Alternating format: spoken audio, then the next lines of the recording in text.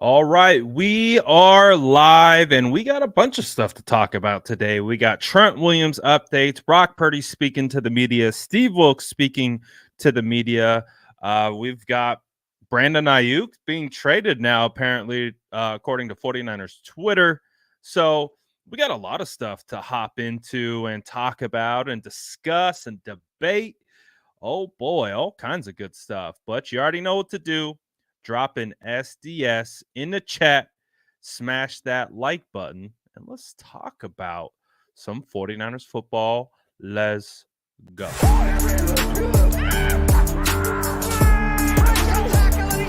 Smash that like button if you haven't already. Love to see it.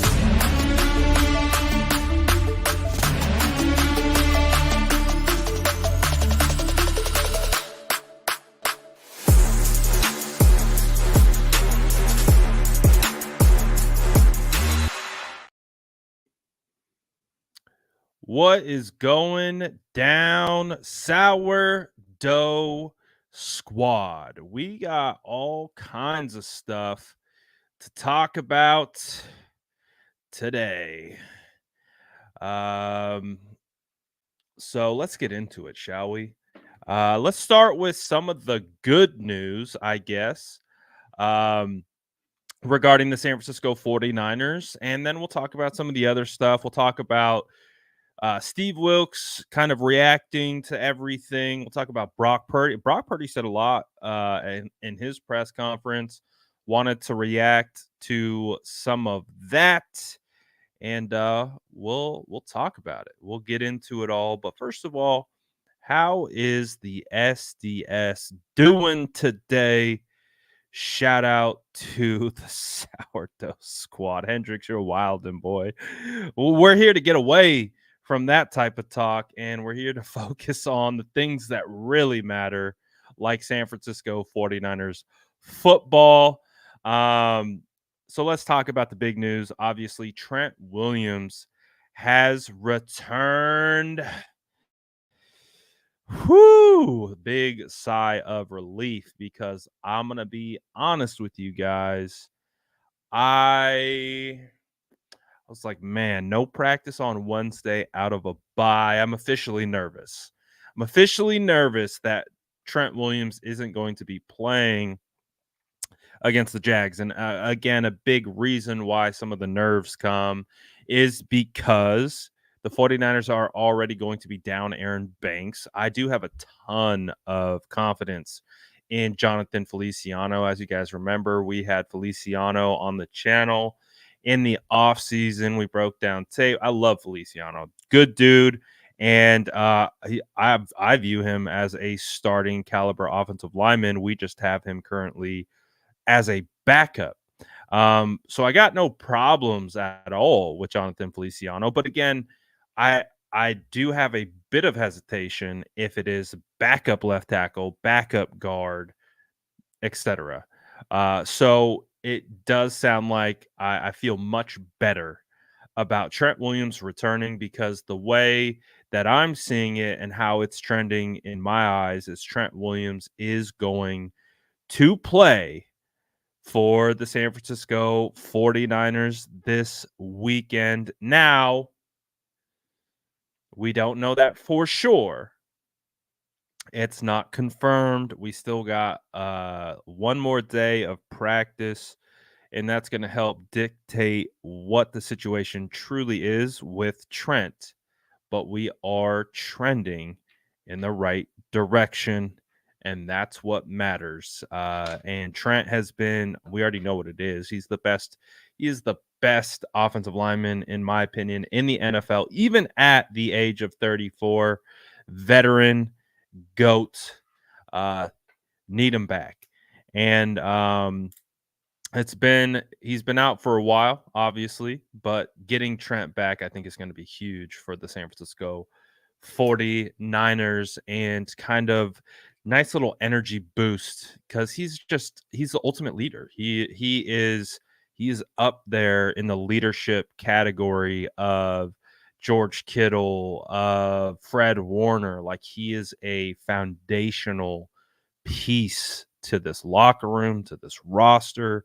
Um, he might not be a big vocal leader, but he is by far one of the guys in that locker room that every single player looks up to, respects, and they perk up and listen when Trent Williams has something to say. So that's phenomenal news. Very, very much excited about this because listen, they're going to need it. The 49ers are going up against some pretty quality edge players. You've got Josh Allen, you've got the former number 1 overall pick um, on the edges for the Jags. So getting Trent Williams back to help kind of lock down the offensive line group, I think is a good thing. And to be honest, I thought Jalen Moore played pretty well. Jalen Moore played much better than he did last year when I think he was called upon in that Denver Broncos game. Jalen Moore did bounce back against the Panthers when he was called in to start. So my confidence has been restored in Jalen Moore. I feel really good about having him as a backup, so I'm okay there. But man, if you can get Trent Williams in there, that's huge. Obviously, a big theme of this week is getting players back. Debo Samuel's back. That's huge. He's trending towards absolutely playing. He's turned in full participations in practice so far. So that is huge, huge, huge, huge, huge, huge for the San Francisco 49ers as they continue to try to get healthy and refocused, re-energized, and back on track. It's really the biggest thing for the 49ers right now. Winning football games is what it comes down to. So, Trent Williams back, huge, good, phenomenal. Uh, I'm not sure how exactly to feel about this whole Steve Wilks situation. On one hand, I mean, I don't got to tell you guys, like, if you've sat in on our defensive film breakdowns early on in the year when they were winning, we were questioning some schematic things. We were questioning certain techniques at certain times, like why are they playing off coverage in this scenario? Why are they doing this here? I mean, they were winning, so it was a nitpick at the time, but you could see like it just came to a head when, the 49ers offense ran into some struggles. And we've seen it in the past and I look at like the 2019 season.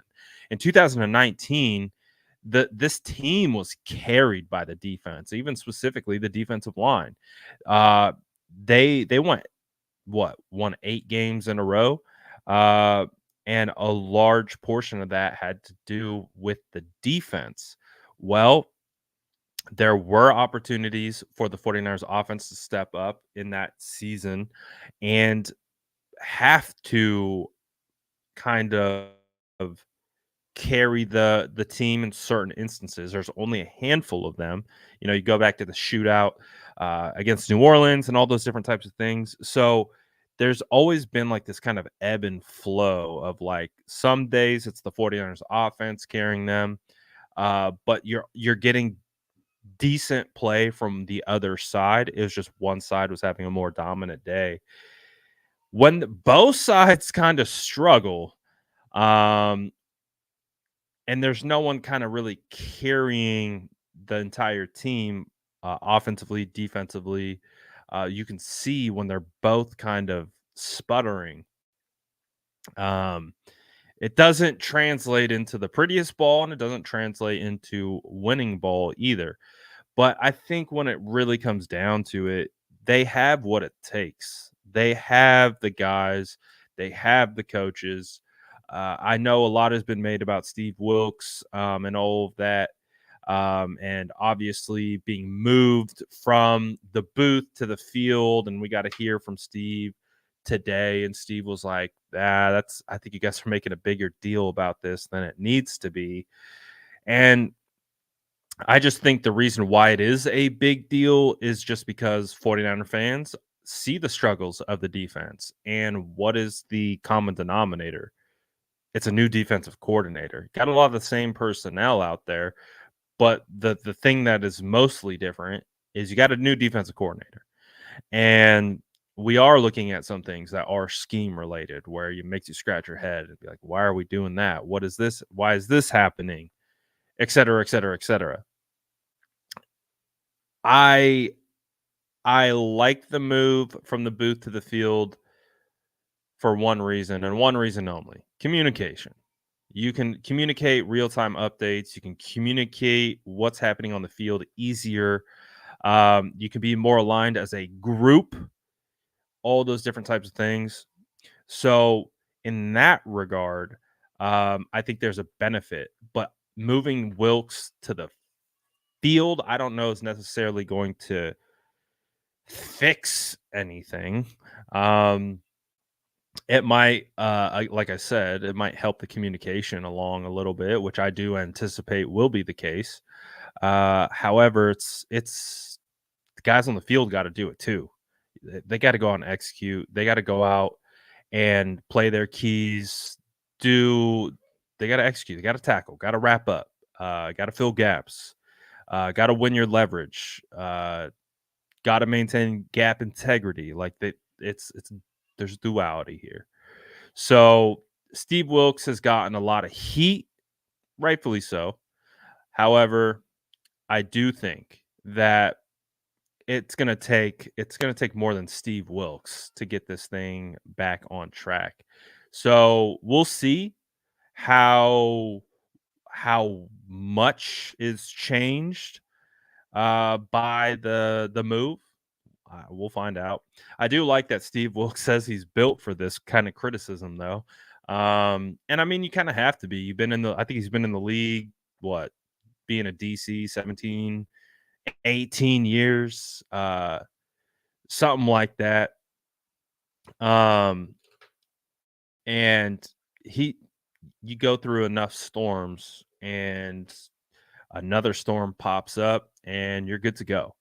So from a mental standpoint, probably, affects him a little bit, but at a certain point, got to be able to compartmentalize, got to block it out, and you just got to go out and execute your game. So we'll see and that's really what I think it comes down to. It's the defense as a whole. It's Wilks, it's the players, it's everyone. Let's see what the defense comes out and does against the Jags. My hope is for what we see against the Jags is like energy, flying to the football. Some of the stuff that we saw early on, like I think of that play against the Dallas Cowboys where Fred Warner's going sideline to sideline, pops Tony Pollard, ball comes out. I forget. I think it was Kevin Givens recovers it, but it's just like everyone's flying to the football. We've shown clips where literally the entire defense, all 11, are around the football. They all traveled like 50 yards downfield. Just want to see more energy. Want to see those types of things ramp up, and I think we will see that against the Jags. They've heard the noise. They've heard from the fan base. They've heard the media. They hear it all. They see it all, and they're probably sick and tired of it. And they're ready to go out and hit someone. So I expect the defense to answer against the Jags. It's a tough test, man. It's going to be a tough test, but I expect them to show up and show out and reassert themselves as the defense that we know they are capable of being. Because again, look at the guys out there. Like last year, we were talking about this defense. Now, D'Amico Ryan's phenomenal coach. He knew exactly what strings to pull with this defense. Is one of his best attributes, I would say, as a defensive coordinator. But you look at the group actually playing on the field. Gip, Hufanga, those guys are returning from last year. Ward, Diamador, those guys are returning from last year. You've got Dre, Fred, those guys are returning from last year. Oren Burks is returning from last year. You have Bosa, Eric. Uh, those guys are returning. You add Hargrave, and now you add Chase Young. This defense, I don't think the personnel is a problem. They just got to get back to their ways. And I think that's what we're going to see this weekend. It sounds like internally they took this serious. They took this 3-game skid very serious. And I think part of that also goes to like what Brock is saying. Like what Brock is I like what Brock had to say in his press conference today. I think Brock had a lot of interesting little pieces of insight that he shared. One of them being is that it does sound like the 49ers had a team meeting before the bye. I've heard a couple guys talk about it. No one's really come out and said, like, oh, we had this big team meeting. And, I know they're not going to want to make a big deal about that. But it sounds like they had a team meeting, which is not abnormal. It's a pretty normal thing, especially after a 3-game skid. But what I do like and what I heard from Brock was he stood up in front of the team and he took responsibility for his issues and for the turnovers that we've seen late in the last 2 games, which is at this point in Brock Purdy's career very uncharacteristic of his game. Not taking care of the football. That's been one of Brock Purdy's best attributes. Now, obviously, he got a little lucky in some certain instances last year, drop picks, what have you. But it just when the rubber met the road, he typically took care of the football.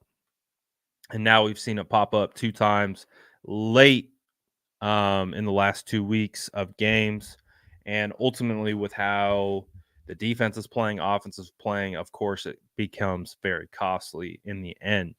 So, what I do like is Brock Purdy standing in front of the entire team, taking responsibility for where he's at. And I think that shows leadership. I think that shows maturity and all that type of stuff. But what I also liked about what Brock Purdy had to say was what he did in the bye week.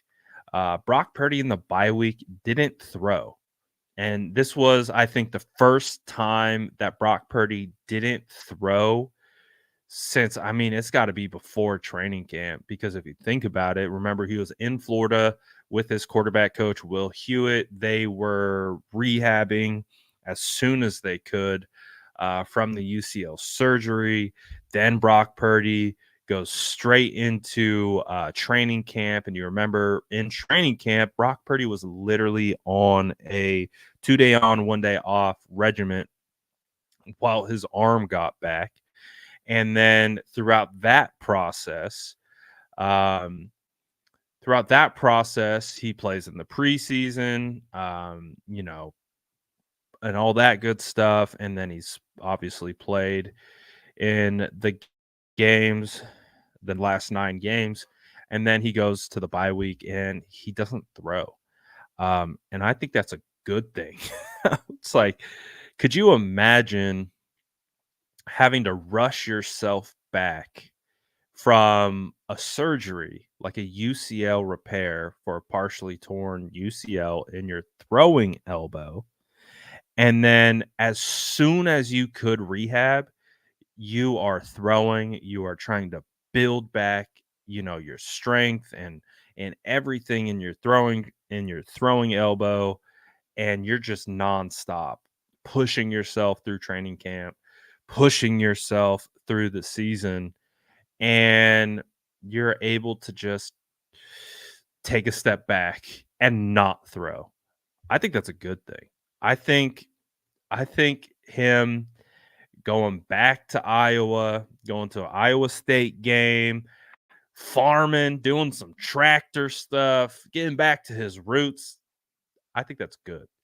I think if any one of these players or coaches decided to take time away and you know, just just leave, go get a break, that's a good thing.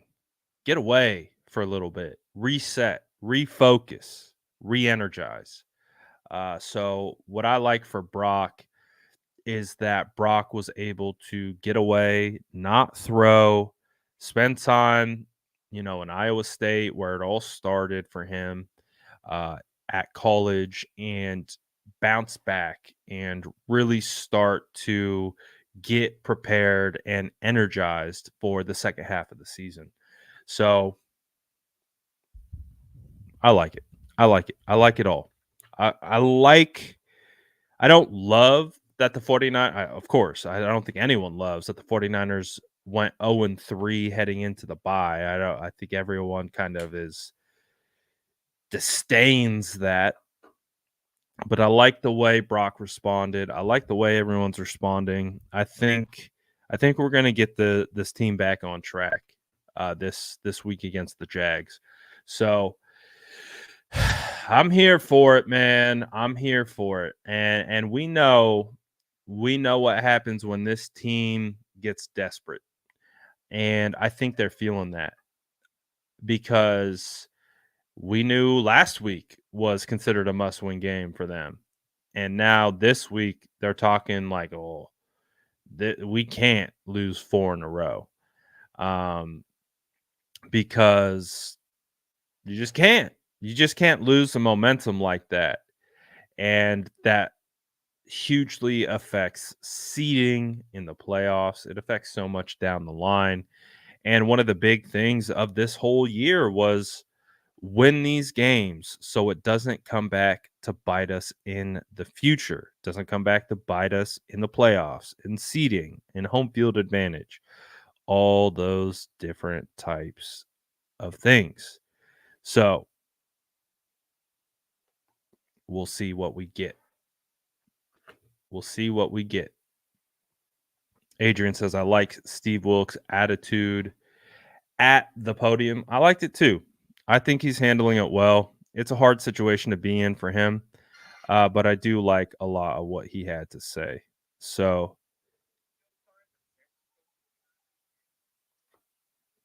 I'm ready for the bounce back. I'm ready for the second half. Feels like a new season is upon us. Feels like 5-3. It's funny because we're 5-3, and it feels like the sky is falling. I was looking for it. I can't remember what my preseason schedule prediction was. I wish I could find it, but something tells me I probably was around 5-3. Like when we did our season, I remember I think I called the Browns the trap game. That was the trap game that I picked. Um I'm trying to remember exactly. I wish I could find it, but just again, perspective, trying to remember like, man, it's a long season. Things change quite a bit, and ebbs and flows, peaks and valleys, they're going to happen. Things are going to happen. So just to remember not to be so concerned about everything, and just kind of ride the wave. And we're riding it. We're riding the wave, and hopefully we pick back up and we are back. Oh man, I wish I could find my I'm looking through my notes really quick because I want to see if I could find it, just to kind of see where our head was at. I don't think I'm going to be able to find it. I think I'm going to have to go back to actually find the actual video to see what I did. But we'll see. We'll see. Um,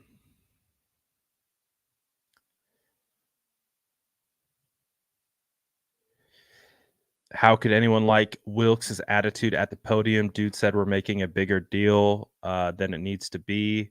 That is such a coward thing to say. Take responsibility for your lack of coaching. Um, I agree. I think we're making a bigger deal out of Steve Wilks moving from the podium to the field than it really is. Obviously, it feels like a bit of a desperation move to try to like fix um, some things. Maybe communication was an issue, um, but I don't necessarily disagree with Wilks at that current time. Because what ultimately is going to change from moving to the podium, and that's what he was saying when people were making a bigger deal about him moving from the booth down to the field. But that's just the way of the world. That's just the way the NFL news cycle works. The way the conversations continue to talk. Um, it's just how it is. It's just how it is. How come defense was never really a problem in weeks 1 through 5 to now? Well, like we talked about, there were signs. There were signs on tape when they were winning that were concerning. About they were playing a ton of high to low. They were really giving up everything in front, and they were really playing a bend but don't break style of defense. And that's the thing. They weren't breaking. They were definitely bending. And that was one of our early concerns with kind of what was going on with the defense. The 49ers were putting up 30 points. And again, when you play complementary style football, and I know a lot of people don't, at least some people that showed up in our chat the other day don't understand this, but like when your offense is scoring 30 points a game, it puts opposing offenses in a different mindset and a different way of how they have to call the game. And that plays into the defense's hands and how they want the game to go. And when that isn't happening and your offense is and you find yourselves behind in games, that changes the way opposing offenses are calling games against you. And the bend but don't break mentality can have issues because when you do break, then boy, oh boy, uh, it definitely changes the complexion of games. So they just got to get back to playing their brand of ball. Um, they really do. They have to, and they got to get back to playing complementary football.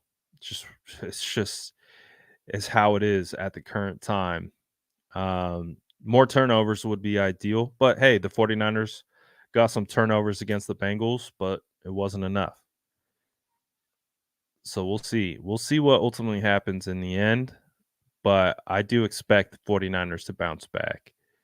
Um, and if they don't, then I think that's where this becomes kind of a make or break game from a perception standpoint. If they lose 4 in a row, that is not going to be good. And there's going to be a lot of people freaking out. And I would probably add my name to that list if you're going 0-4. And it also depends on how, like, let's say they did lose that game. It really matters how they lose that game. If it's, a quality game, 2 good teams fighting back and forth, neck to neck, down to the wire, and it's really one of those games where it's like, man, the last team with the ball is probably going to win.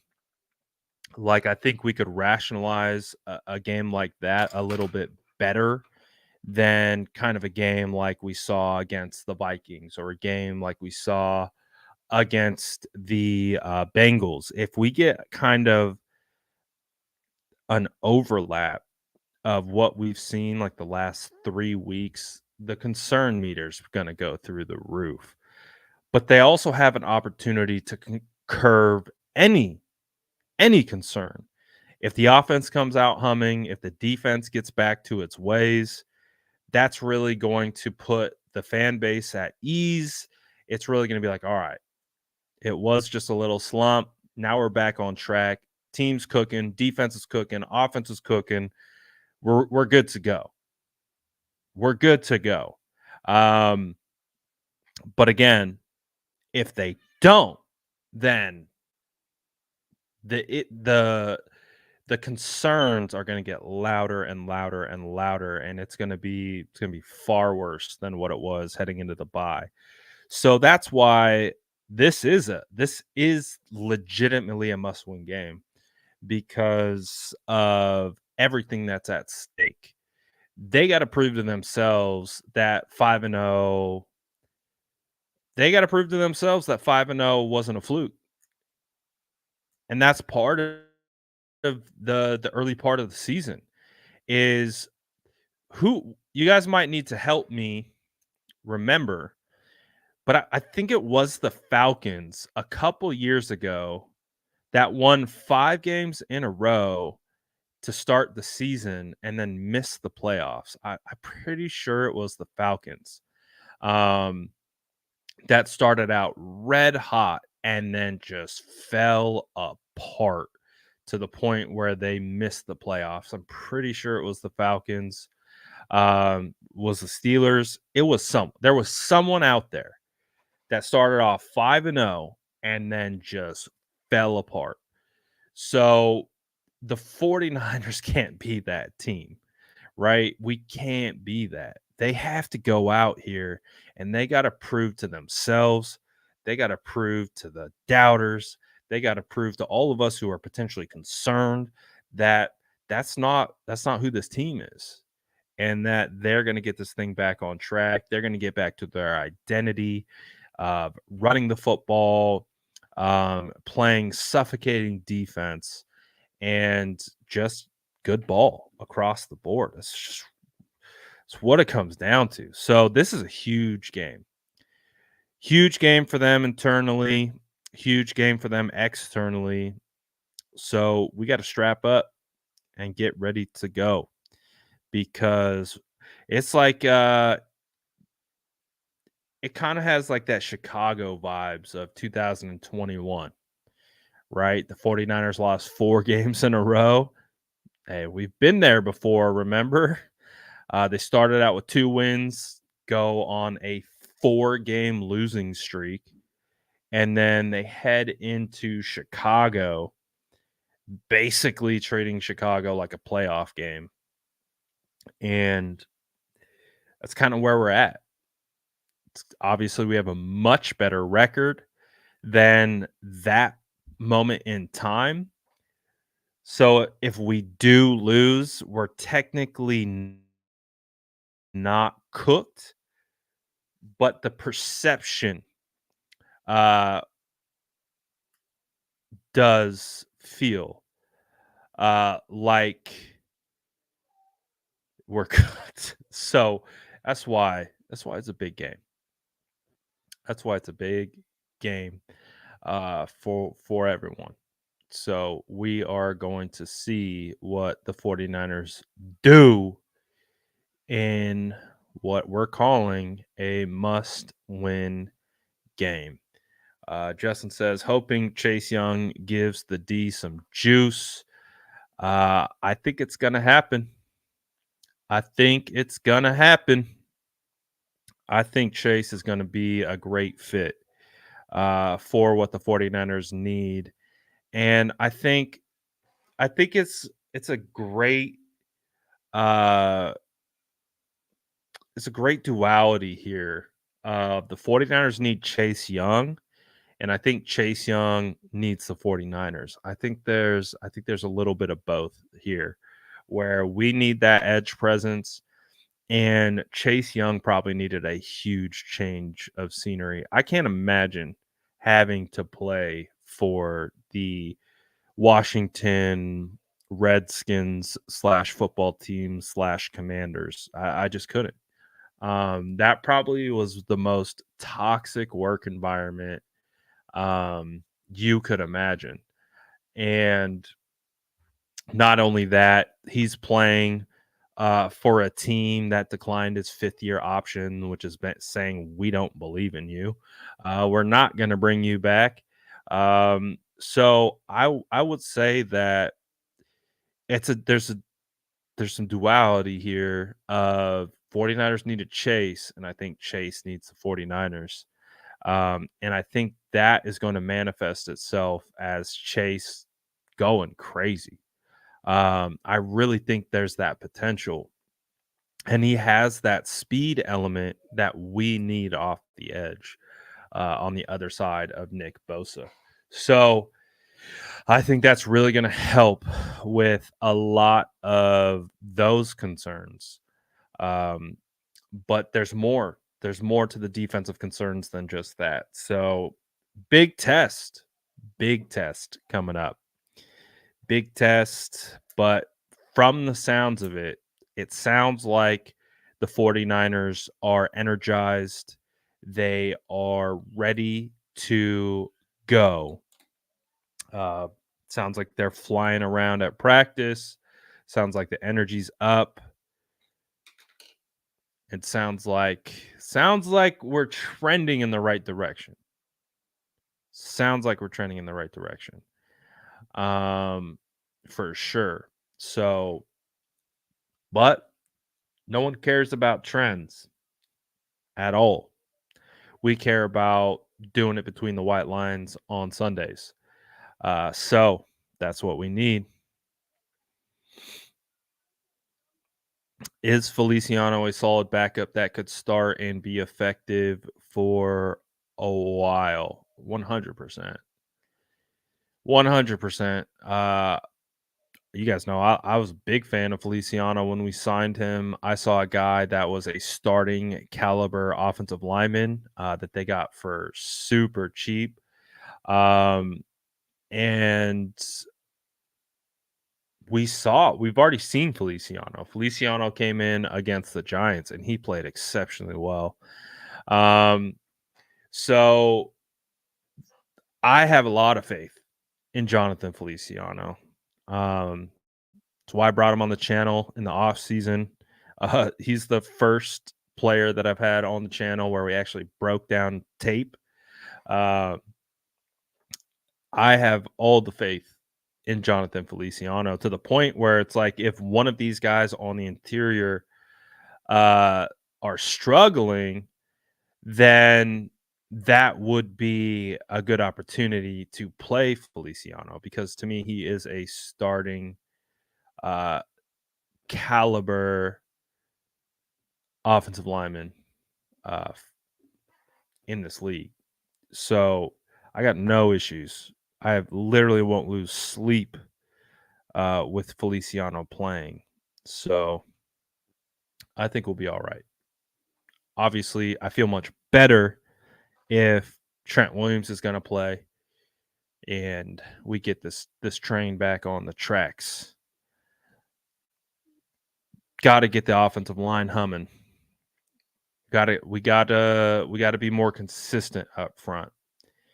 I really think that's the key for the running game. It's just consistency. These guys got to do this as a unit consistently. I'm really less concerned. Like I've seen it a lot. A lot of people coming after Brendel. Brendel's playing almost identically to how he was playing last year from my vantage point. So I'm not noticing a substantial difference in Brendel's play from last year to this year at all. Burford, we understand where Burford struggles and where he excels. McKivitz, we've been able to break down his play. It's not one person individual; it's a whole unit. The whole unit just has to do it more consistently. They have to be all five, and it's not even all five. It's the tight ends, it's fullbacks. Everyone's got to be doing their job at the same time, and that's really what it comes down to. Like I really don't. But we also have a big test coming up against the Jags because they fancy themselves as a run stuffing unit. So They get after the passer, they get after the running backs. So this is going to be a big test for the offensive line, for sure. And so hopefully the bye week helped the O line kind of reset and recalibrate, and hopefully they get back, because if they can, and we can get some consistent play from all five at the same time, that is going to change a lot for the 49ers. That's going to change a lot how the run game looks. Again, if there was one guy just suffering, I would tell you. And the guy who has been struggling the most is probably Spencer Burford, but even so, um, he's still competent. He's still capable, and he's just got to be more consistent. It's really what it comes down to. And if they can all do it at the same time, uh, they'll be fine. They can correct. Are we talking about? I keep seeing the Hassan Reddick thing. I know Hassan Reddick spoke on the 49ers a couple months ago. Did he say something new on the Rich Eisen show? Um, I know he went on there and he talked about them a while back. Is there something new that he said, or is it a lot of the same? So I don't know. I don't know what Hassan Reddick said, because what did he said something this offseason. I know I did a video on it. I forgot exactly what he said, but he definitely said something this offseason.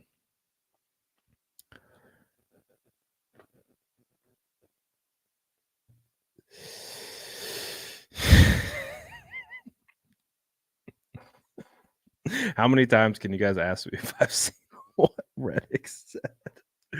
Why don't you just tell me what he said? But anyways, I'm ready to get back to our winning ways. Ready to get back to 49ers football. Feels like we got away from that for a little bit here. The biggest thing that I'm really looking forward to is that defensive line, man. I think this defensive line now can definitely be dominant with the addition of Chase Young.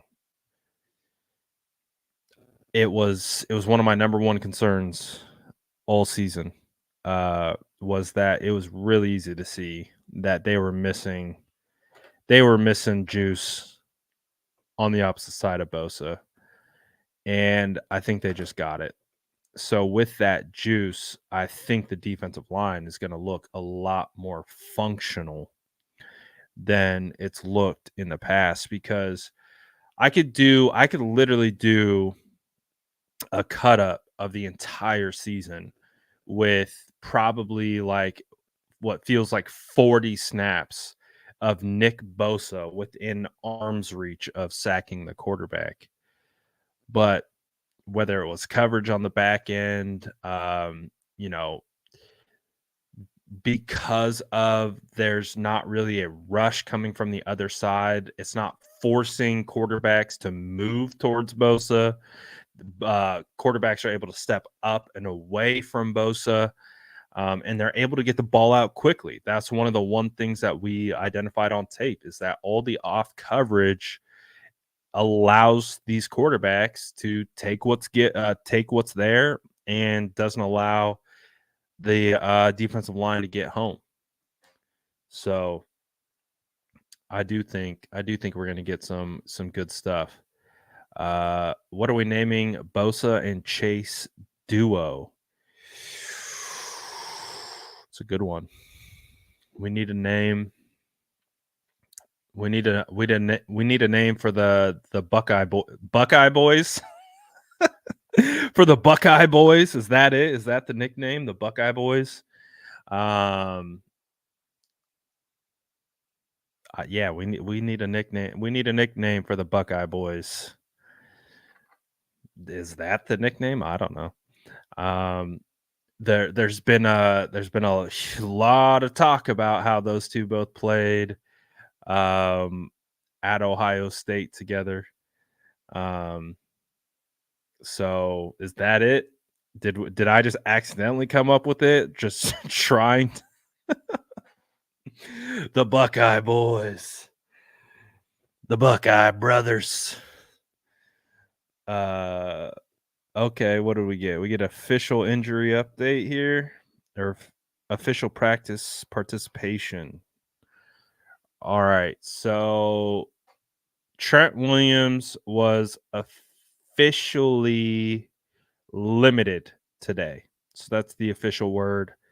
Trent Williams limited, participant. Javon Hargrave limited, Flan limited, Drake Jackson limited. That's been an interesting one. Drake Jackson popped up with limited participations, all that kind of stuff. What I think is going to be really cool to see this game is to see how involved Samuel Womack is. Like, do you think we're going to see Samuel Womack? Do you think we're going to see Samuel Womack? Do you know the player I'm most intrigued about? The player that I want to see the most is Darrell Luter Jr. That's the guy that I want to see the most. Obvious, I want not to lie. I want to see Chase Young the most, but the second guy that I want to see the most is Darrell Luter Jr. Can Darrell Luter be this this guy that, man, maybe, just maybe, like, we don't know. Like, we don't know any, like, that's the beauty of Darrell Luter, is we have no idea. Darrell Luter didn't practice in training camp. He didn't participate in um preseason. We haven't seen Darrell Luter Jr. And except I remember when I was at training camp, um, watching Darrell Luter Jr. It was when I was on the VIP side and I was closer to the players and to the field where they do rehab. And I was watching Darrell Luter run around, like he was running at that time, and he looked smooth. He looked like you could see the length that he has. He looks like an NFL cornerback, like that he passed the eye test. And I was just watching him move. And for a guy who in training camp couldn't get on the field because of injury, and watching him in his rehab process, I was like, yeah, this dude's moving good. I was like, you could see uh, some smooth ability to his. You could see the athletic ability. You could see the physical traits that he has. So I'm very intrigued by Darrell Luter Jr. Like, can he be a guy that maybe, after some time, letting him get acclimated, they throw him out there. So obviously, start him get him out there on special teams. If like one of these guys like Isaiah Oliver is struggling a little bit, we'll see.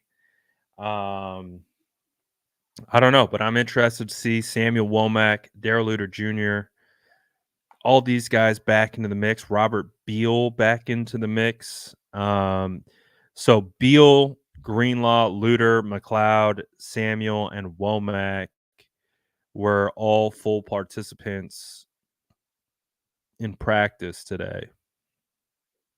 So we have an opportunity to see some guys. We have an op.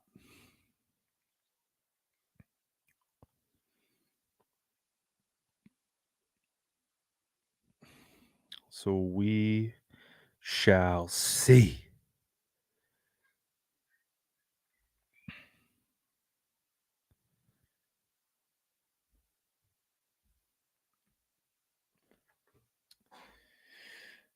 So there's some optimism. There's some unknown heading into this game. We'll see. We'll see. Can Darrell Luter be a guy that the 49ers turn to in the future? We'll find out. I think Samuel Womack has the most realistic path of potentially spelling someone in the secondary because we've seen Darrell Luter.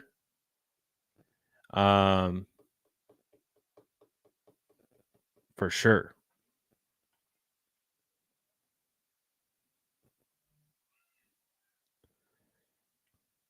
So gonna be interesting. I see who said it. I saw someone comment on it. Let me see.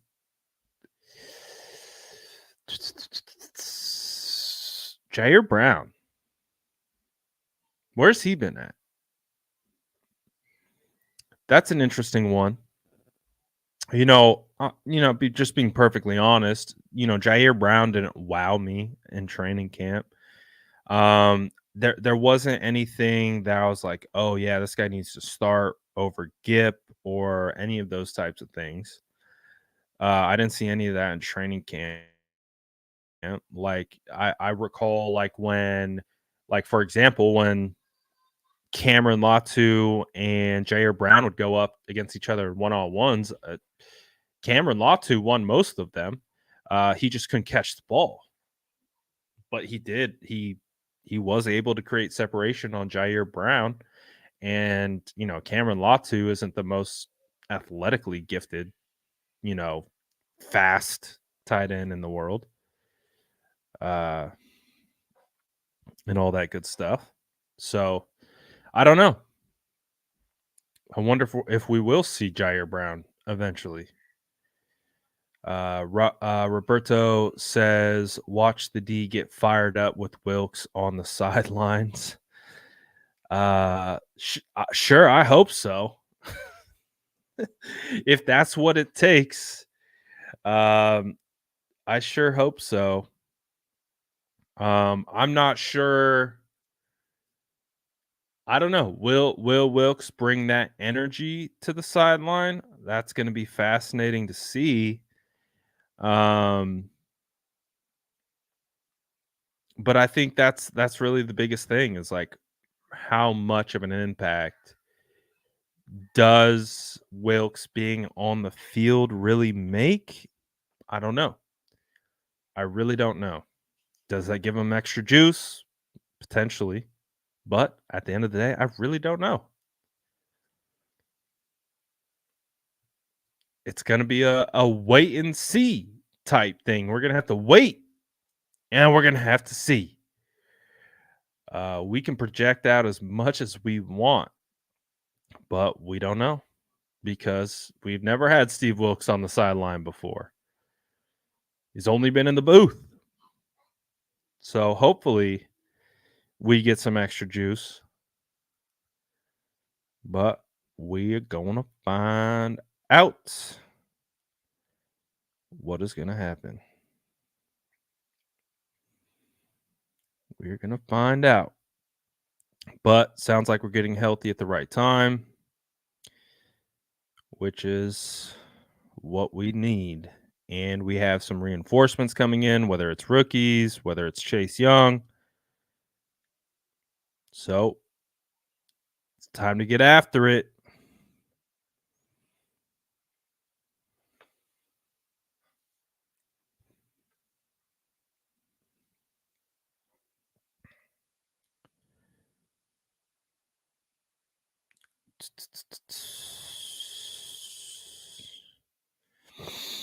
Let's see what else we got.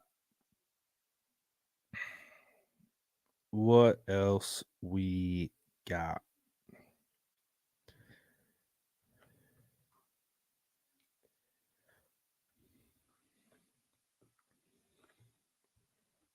Watching Thursday Night Football? Yeah, probably. Probably. Justin said watching Badgent tonight. Yeah. I got Cole Kmet going in a bunch of leagues, so yes, sir.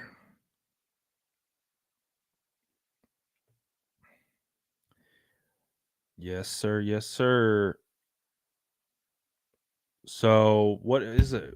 Bears, Panthers? Battle of two of the worst teams in the NFL.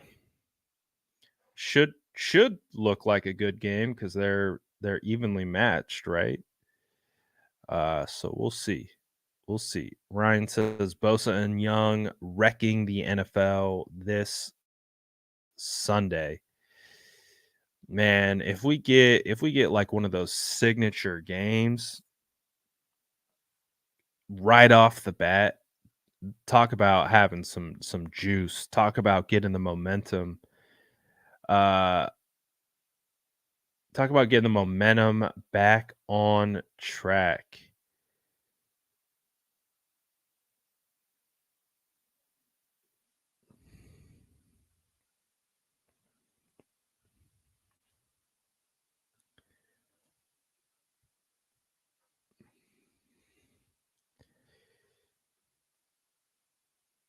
Dude, the worst run defenses. Yeah, and they're hurt too. They're not even like at full strength. No Brian Burns tonight. No my draft crushes are all out. Badgin's playing. I liked Badgin a lot in the draft. But Bears running back Khalil Herbert, huge Khalil Herbert fan, coming out of Virginia Tech. That was a draft crush of mine. I remember I was sitting directly across from him at the airport leaving the Senior Bowl. I'm like, "That's Khalil Herbert." I'm like, "That's my guy." Huge Khalil Herbert fan. He's and actually watching Khalil Herbert versus Chase Young on tape, I was reminded like how good Khalil Herbert really is. I was like, damn, he looks good. He's just been hurt. But no Khalil Herbert tonight. Who else is out? Um, I don't know. No Burns though. No BB. No BB.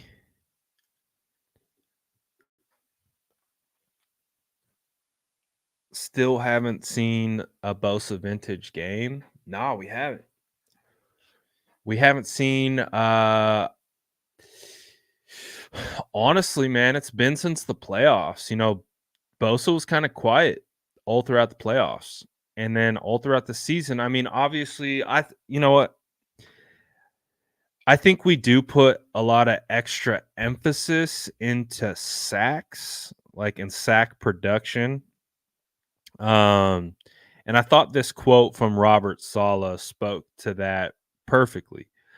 Sala says sack production is a very overrated stat. Unfortunately, we live in a society where sack production is the measure of how good a player is, and it's not even close. And I agree with that. I agree. Like, again, like we can use an example from this year of Drake Jackson having 3 sacks against the Pittsburgh Steelers. Two of them were opportunistic, and I think one of them he came through on a stunt unblocked and was able to get a sack. Um, Sacks aren't necessarily representative of how good a player is. Um, Obviously, if you can land sacks, that's good. That's obviously you're getting tackled for a loss.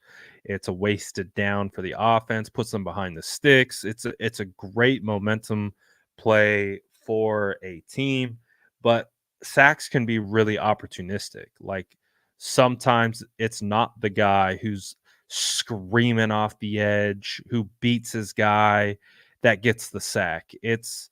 Like that's part of the reason why I wanted a speed rusher off the other edge because the speed rusher can move a quarterback off his spot, which then puts other guys in better position to finish the play.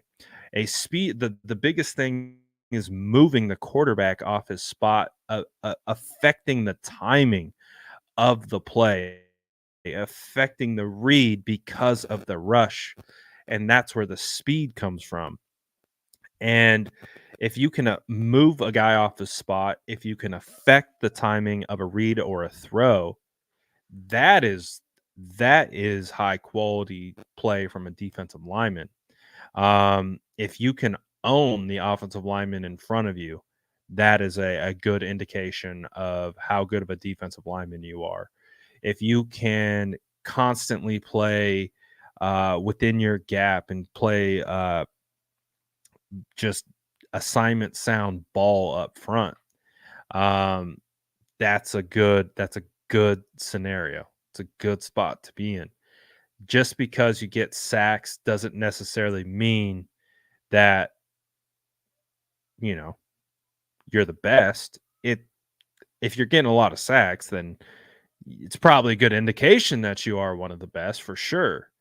But not all sacks are created equal. Like, I think I said this on State of the Franchise yesterday with Aponte. It's like Drake Jackson's 3-sack game is completely different than JJ Watt's 3-sack game that he had against us. Just completely different. Watt dominated on his way to 3 sacks, where Jackson was opportunistic, chased down Pickett, and was able to get some sacks in that regard. But not all sacks are created equal. Pause. And also, there's a lot of other ways to gauge quality defensive line play than just sack production. So that's why I think when the conversation around Nick Bosa is a hard one, because he's constantly around the quarterback. He's constantly right there. He's constantly an arm length away. So I don't see Bosa being a problem. I don't see like Bosa isn't doing his job. He's right there consistently, but he's not getting the coverage on the back end. He's not getting a ton of help from the opposite side edge to collapse the pocket and affect the timing, force the quarterback to hold the ball for a second longer so that he could get there. He's beating his guys. Like, he's winning off the edge, but it's just not manifesting in the form of sacks for multitude of different reasons. So I think Chase Young helps that. And it'll be interesting to see what the coverage, any changes in coverage, if that helps as well. So we'll see. We'll see. A lot riding on this defensive performance for sure. So how do you guys feel? What would you assign your feeling? Like, if you had to call it, like, I feel confident, I feel nervous, I feel anxious, I feel scared. What would you assign your feeling for this game against the Jags? And I'll tell you my feeling that I have about this game against the Jags. But I want to see what you guys have to say first. So if you had to assign a feeling, how you're feeling heading into this week out of the bye, what is that feeling? Millhouse says overconfident.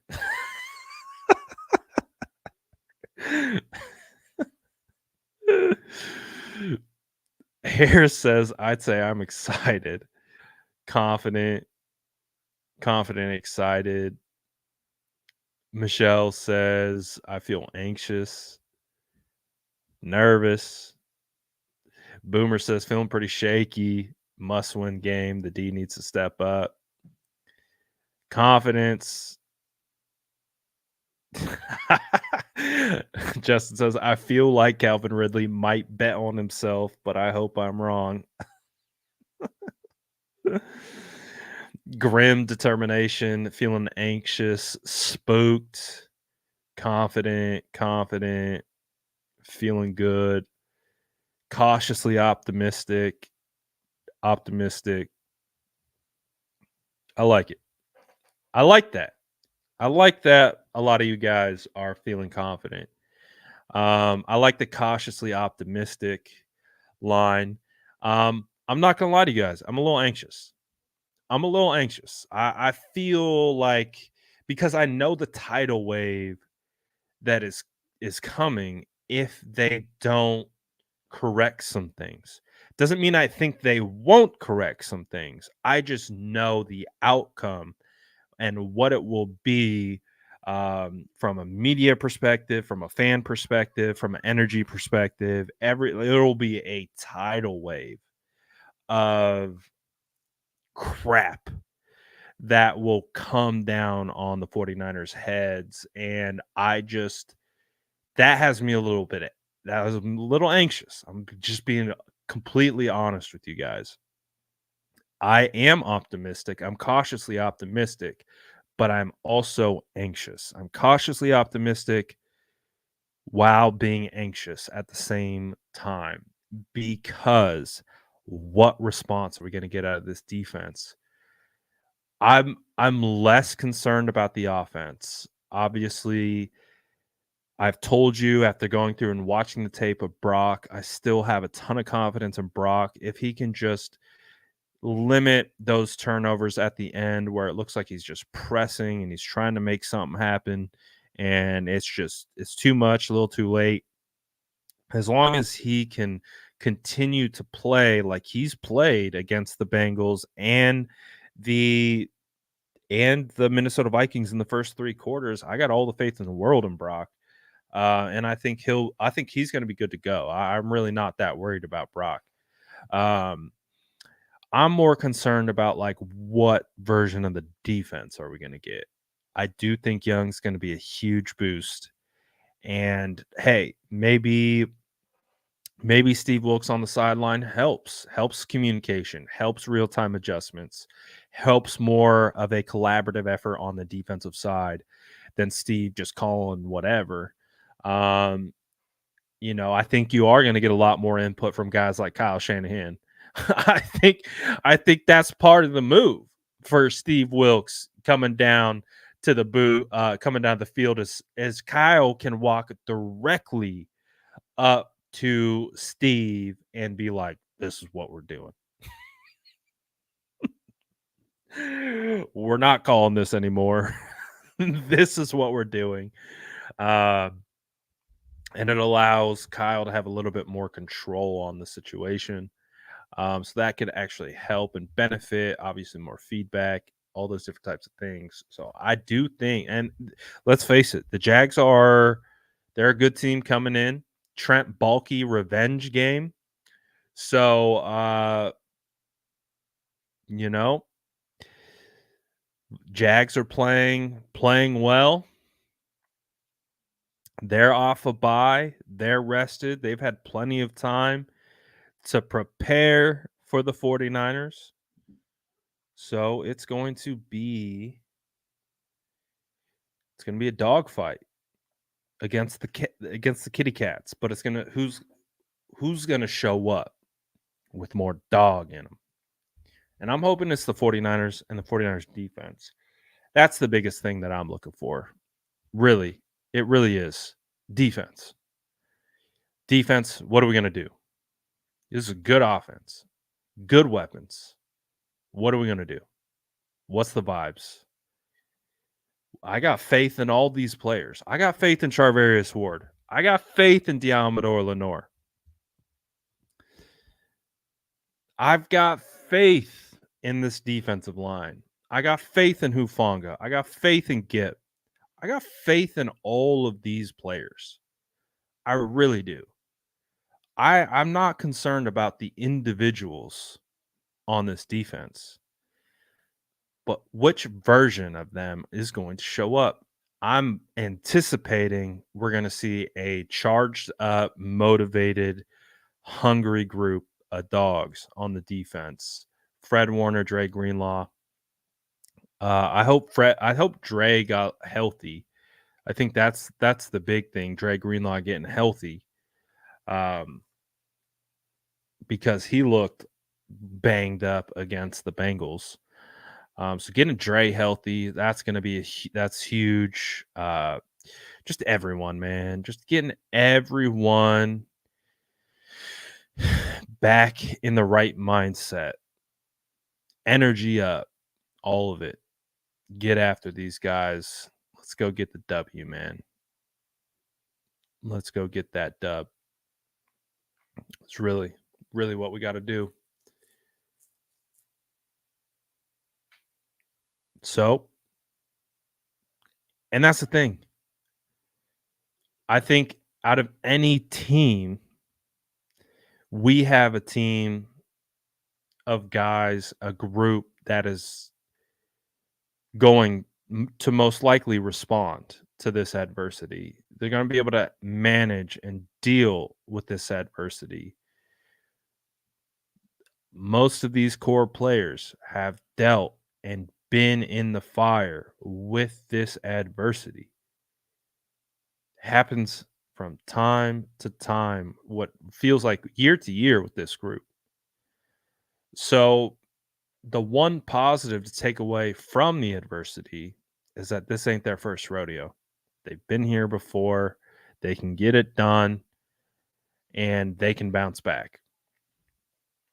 And so that's my expectation. Doesn't mean I'm not anxious, though. Doesn't mean I'm not anxious. Doesn't mean I'm not like a little queasy, like, oh, please, please bounce back.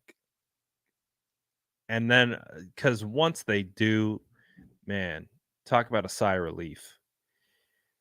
Talk about a sigh of relief if the 49ers come out and just dominate, just play their ball. Again, it's gonna be more adversity. 10 a.m.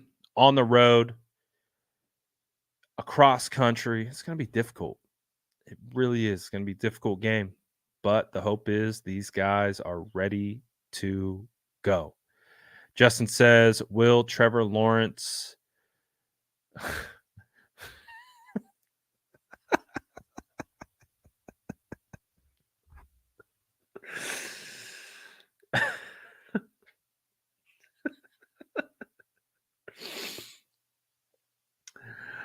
will Trevor Lawrence looking like a hippie make Bosa want to sack him more?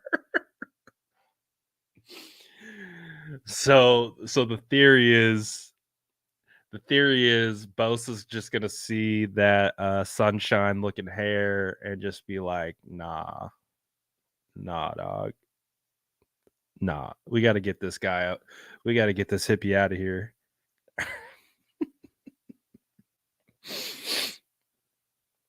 That's funny. You know what? It might. It might. Clemson's ACC, right? Trying to think of like is there any Ohio State Clemson relation? Like, is there any rivalry there? I don't think so. I don't think so. I'm trying to think because these college guys they carry that with them into the NFL. Like you think, remember when Bosa played Baker Mayfield as a rookie? Oh, that game meant the world to Nick Bosa. Remember? Perfect timing. Let's just put him in a Baker Mayfield mask. Oh, that's right. We get Baker the week after. Ooh, we get Baker the week after. I forgot about that. We got Tampa week 11. Wasn't there Final Four Buckeyes versus Tigers? Back when Chase and I don't know. It's a good question. I don't know. It's a good question. So we'll see. We'll see. But I like this theory. I think this is a quality theory. I think it has some legs to it. Um, Bosa, prototypical Midwest kid, uh, looking at these hippies, you know, long hair. Yeah, yeah, hippie.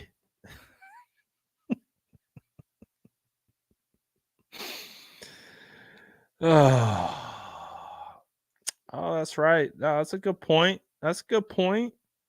Bosa's going to be at home. Bosa's going to be at home. That's a good point. I like that. I like that. That's a good angle, Charlene. That's actually a good angle. A little bit extra motivation. Family in attendance. Probably got some friends and family that are gonna more friends and family than normal are gonna show up.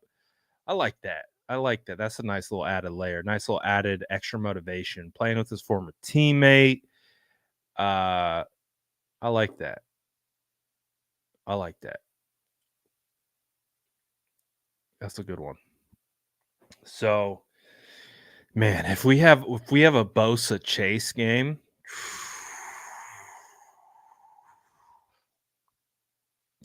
please, please let's watch those dudes go nuts and just get after it. Get after them.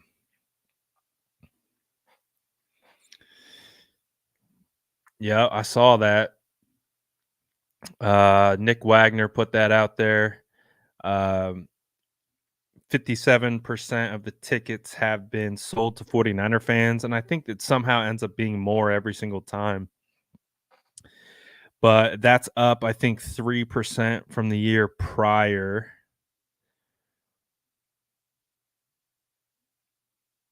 Or not the year prior, from 2021, the last time 49ers played there. So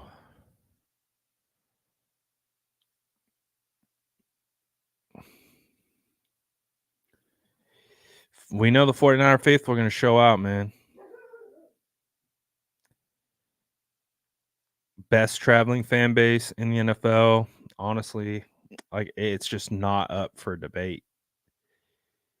It's just not. There's no better traveling fan base than the 49ers.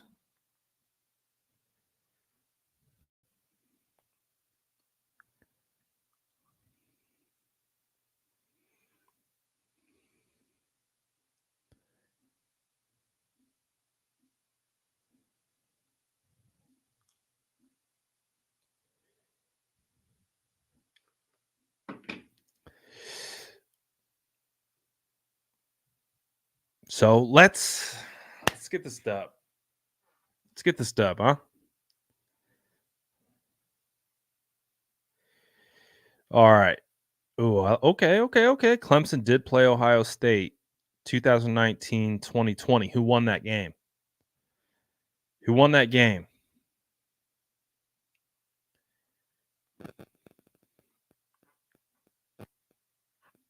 I need the winner of that game. And was Bosa and Chase playing in that game?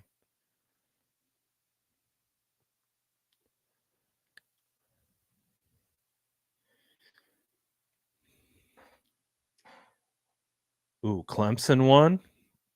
Was that against 2019? No, Deshaun was gone. Obviously, that would have been Trevor playing.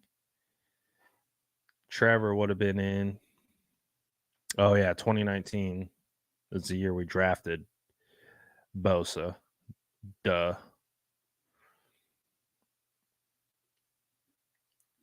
Yeah, ETN's a dog, another Clemson boy.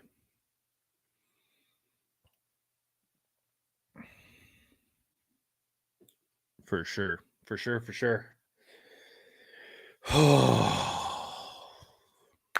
One more day of the week. We got Friday tomorrow, and then we're one day closer to redemption.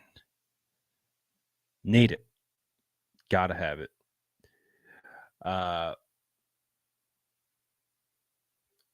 Gotta have it. So,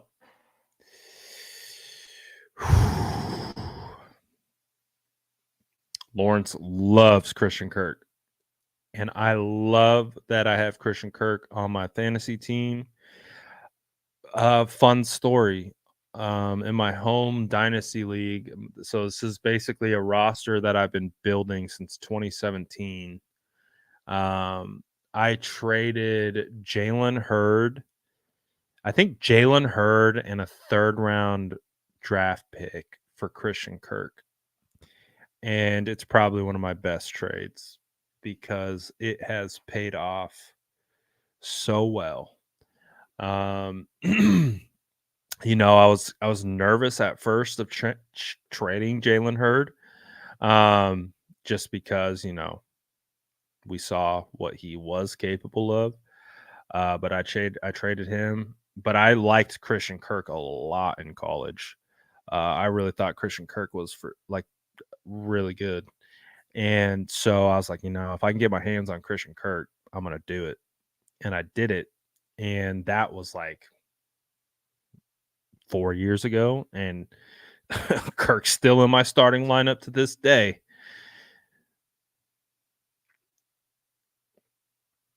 He's been in my starting lineup for years. Kirk is one of the most underrated fantasy football players probably right now. What is Christian Kirk? Let me see what rated wide receiver he is in fantasy right now. Christian Kirk, from a fantasy perspective, is the number 21. He's 21 overall in fantasy points. That's with a bye last week, so he didn't play last week. So that takes a little bit of a hit. But he's wide receiver 21, which means he's a wide receiver 2. He just produces, man. That's just what he does. He just produces. He catches the ball.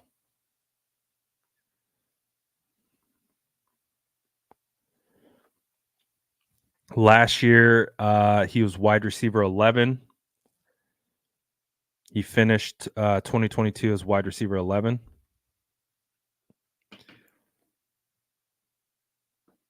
So, not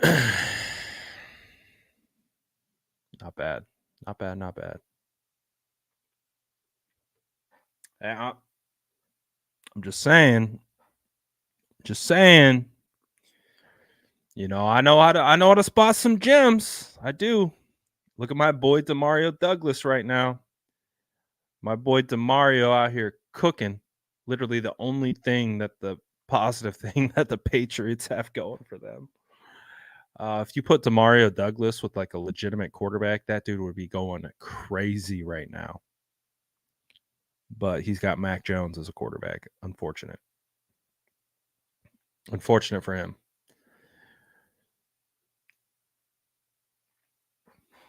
But I think it's time. I think it's time to end it for today. Appreciate all you guys tapping in. Think we're just I'm in kind of cruise control mode. Like, I know, like, I'm still feeling some of the bye, you know, still kind of getting back, still getting back into it, kind of in the rhythm. But man, nothing better will get me juiced up and re-energized than I don't need a dominant win. I don't need a dominant win. I want a fundamentally sound win. I want a complementary style game. I don't need fire. Like, obviously, a blowout, tons of turnovers. That's great. I don't want that type of game. I want to see I want to see two teams battle, and I want to see the 49ers win because they're just fundamentally playing better than the other team. Like, that's what I want to see. I don't want to see picks. Like, yes, I want to see pick sixes, but I think you get my point. I think you get where I'm coming from. Like, from what we've just seen the last 3 weeks. Yes, big turnovers, strip sacks, scooping scores would be great, obviously, and it would be a lot of fun. Um, but I kind of want to just see like a good old fashioned drag out 12 round. I know it will stress me the hell out the whole time. It won't be an easy game to watch, but I kind of want to see it. Like, I kind of want to see the 49ers have to go toe to toe but play their game and fundamentally just beat them, if that makes sense. Like, I want to see them correct a lot of the issues. I want to see the run work. I want to see the defense locking up wide receivers, stuffing running lanes, all that kind of stuff, swarming to the football, good play calling. Just want to see a complete win. That's kind of where I'm at. I want to see a complete win.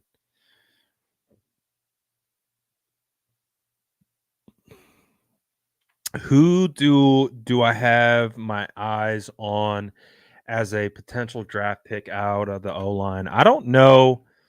I don't know if he's coming out this year. I could actually uh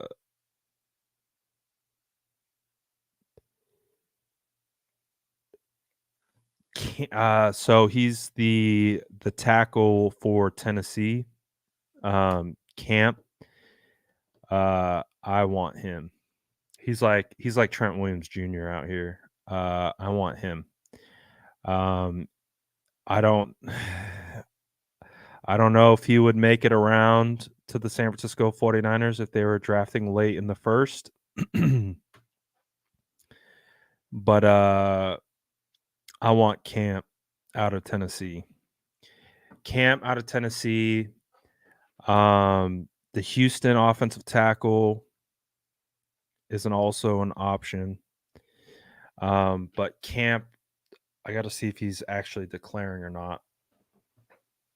But that would be a guy that I would love to have. Love to have. He's dominant. Dominant. And he works out with Trent as well. So Trent trains him. That's actually how I came across him, is Trent trains him. And he's been dominating this year for Tennessee. He would be a great addition. Great addition. Trent Jr. So we'll see. But we'll be back tomorrow. We'll do our prediction Friday. And we will do what we do like we do normally every Friday. Appreciate you guys always tapping in. Appreciate everyone who sent. Oh, wait. I missed one. How did I miss this? Pause. I missed this. My apologies. I don't know how I missed this. What was I doing? Justin says, I know we have a history with running backs in the third, but Ray Davis out of Kentucky looks nice, and that's where he's projected to go. Ray Davis, third round running back.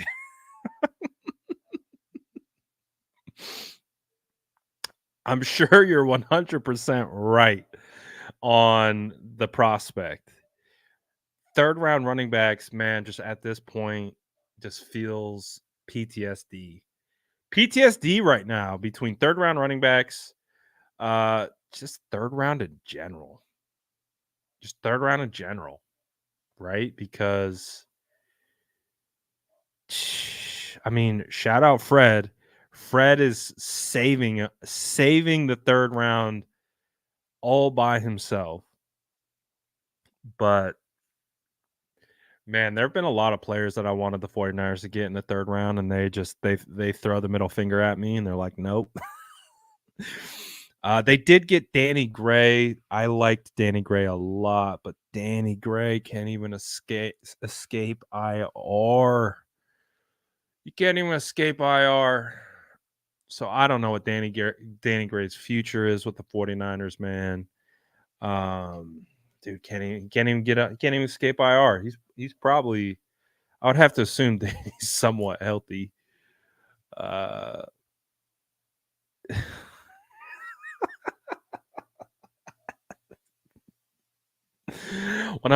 Hey, man, Justin hooking it up with super chats, man. I gotta spend some time on the super chat for sure.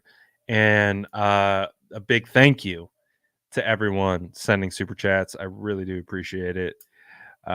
Big thank you to everyone just chiming in, engaging with the stream, all that stuff. We're gonna get back to normal. We're gonna get the juice up here. Hopefully after AEW this weekend. But I think that's it.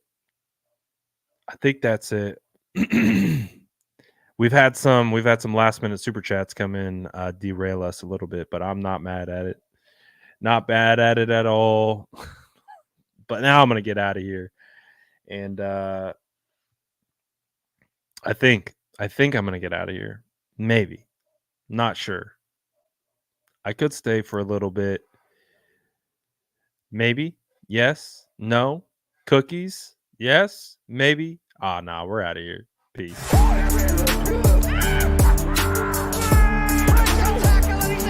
Smash that like button if you haven't already. Love to see